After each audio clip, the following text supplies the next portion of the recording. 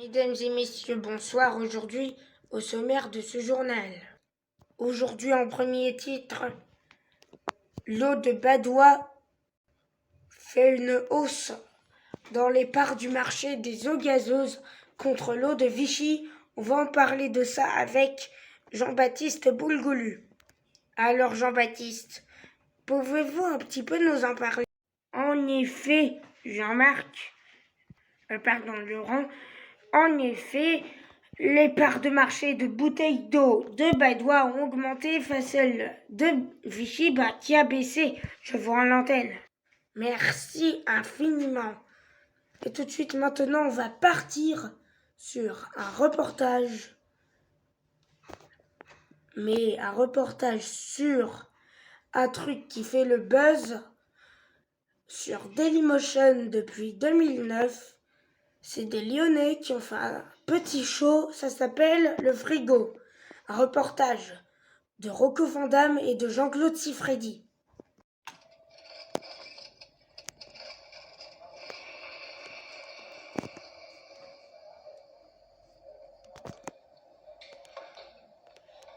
Tu me fais peur, Arthur. Qu'est-ce que tu fous à cette heure-là dans le frigo? Bienvenue dans Le Frigo, une série décapante 100% lyonnaise.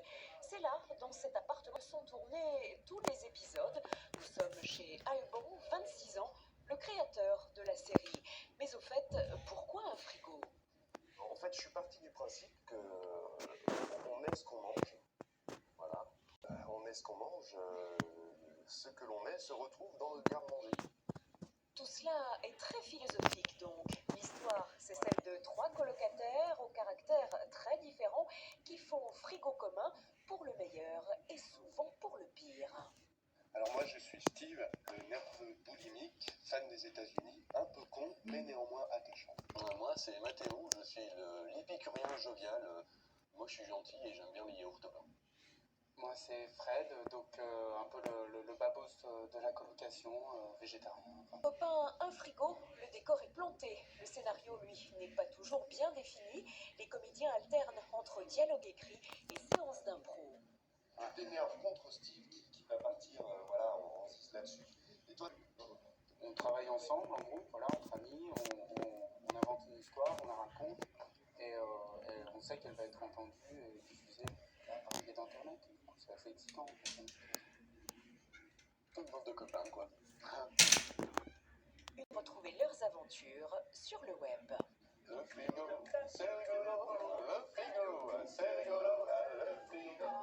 Venez voir notre web-série, là, sur la petite adresse qui apparaît en bas de l'écran. À plus.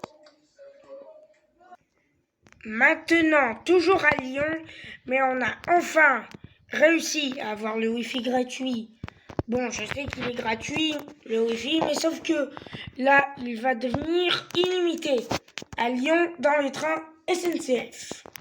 Un reportage de Jean-Baptiste Chaud et de Robert Patate.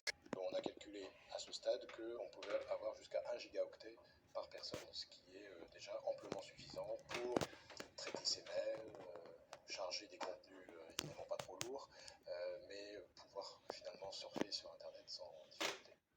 Ça y est, le TGV a enfin pris le train du Wi-Fi. Depuis ce matin, les voyageurs entre Paris et Lyon peuvent se connecter gratuitement à Internet. Une nouveauté qui, à première vue, n'a rien d'exceptionnel, mais qui, en fait, dans un train lancé à 300 km/h, relève d'une véritable prouesse technologique. Il a fallu renforcer la couverture du réseau sur l'ensemble de la ligne Paris-Lyon et puis également équiper l'ensemble de nos rames d'antennes pour que le signal soit distribué de manière stable sur l'ensemble des voitures. C'est un peu comme si dans son salon on avait entre 500 et 1000 personnes sur la même box. La ligne TGV Paris-Lyon est donc la première en France à être équipée de fibre optique. Un choix logique puisque chaque année ce sont près de 8 millions de voyageurs qui l'utilisent, dont près d'un tiers pour des raisons professionnelles. Qui peuvent plus vite qu'à la maison. Je trouve ça super, moi ça m'arrange énormément. Pour moi, pour me connecter, pour travailler, pour... Je sais pas que ça allait aller aussi vite. On a encore à attendre 2 ans, donc non, c'est une bonne nouvelle.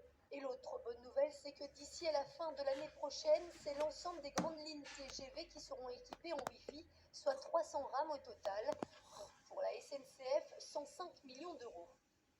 Ensuite, à Évry maintenant, un rappeur nommé Cortex a été placé en garde à vue pour avoir bien insulté Marine Le Pen de pute et qui allait tourner dans les cas dans les plans A3. C'est un reportage de Marinella Sharapova.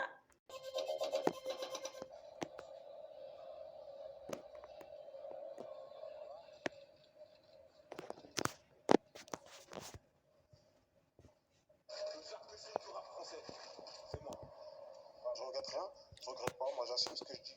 Envers Marine Le Pen, tant qu'elle se calmera pas, moi je me calmerai pas non plus. Quand elle dit anti-islamique, tout ça, moi je suis un musulman, c'est pas parce que je suis musulman que je suis terroriste.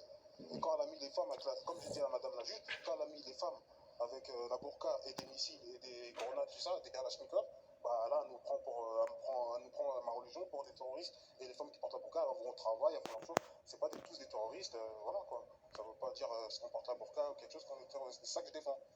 Qu'on puisse se permettre de traiter une femme de pute, de lui dire qu'elle doit aller faire des pipes dans les tournantes, dans les caves, avec tout un vocabulaire qui rappelle les difficultés terribles des cités. Tout ce vocabulaire a pour effet de rendre mais des jeunes des banlieues. À la prochaine, monsieur. Croyez-moi, vous m'aurez toujours sur votre chemin. Moi aussi, vous m'aurez toujours sur Parce que vous ne me faites pas peur. Comme vous étiez marié, on m'a toujours Dégagez, monsieur. Voilà, Allez, dégagez, vous c'est vous, êtes dans un tribunal ici. Allez, dégagez. C'est un monteur en plus. Dégagez. Allez, oui, parce que j'ai le droit de pouvoir m'exprimer librement devant des caméras, monsieur. Ce monsieur a déclaré que c'était pour faire de la pub. Hein, ne l'oubliez pas. Hein, c'était pas pour mener un combat moral extraordinaire. Hein. C'était pour se faire de la pub. C'est la fin de ce journal. Merci de nous avoir suivis. Tout de suite, vous retrouvez bien la météo avec Laurent Romeshko. Puis ensuite, le point en route Valérie Alexandre. Et puis ce soir, vous retrouvez bien votre film du Copie 3. Et puis, excellente soirée.